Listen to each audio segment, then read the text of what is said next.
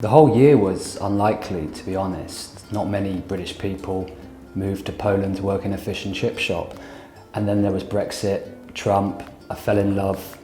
But if you're asking for an episode that's somehow emblematic of the year, it has to be Christmas, or Christmas Eve in fact.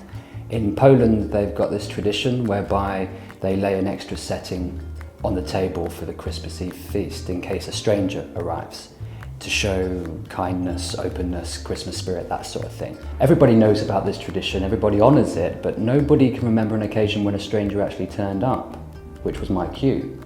Come Christmas Eve, I went out onto the streets looking for a house to subject to my company, and when I spotted one with the appropriate amount of Christmas decorations, not too many, not too few, I rang the doorbell and waited. 3 children came charging up to the front window, excitedly, beaming smiles, took one look at me and reached the conclusion that I'm not Father Christmas. I need a shave, but not Father Christmas. And then their mother appears at the window and she looks at me like I'm an unusual sort of parcel.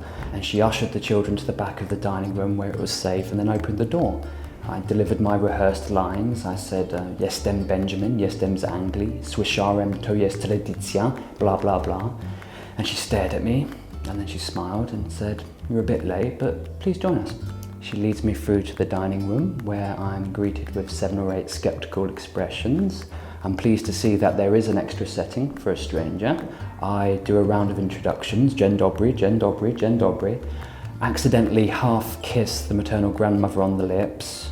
Anyway, I'm told to sit down and eat. Eat as much as I want. There's lots of food, 12 courses, 1 for every time Poland's been invaded. No, that's not true. 1 for every apostle. Anyway, I stayed for about an hour. I didn't want to overstay my welcome and said my goodbyes. We all had a picture together. And even the grandfather at the end says, "Nice to meet you." And I say, "Yeah, I'll see you again next year." And that takes the smile off his face. Yeah, it was a wonderful episode. It was a wonderful memory. In many ways characteristic of my whole year in Poland. It was surreal, awkward, brilliant, unlikely, formative. Poland's a great country, complicated but great. Apparently it's the new Sweden. Have you seen that? Poland is the new Sweden. I saw this in a shop. I have no idea what it means. Perhaps it means Poland's trendy. That wouldn't be the worst thing in the world. Are we done?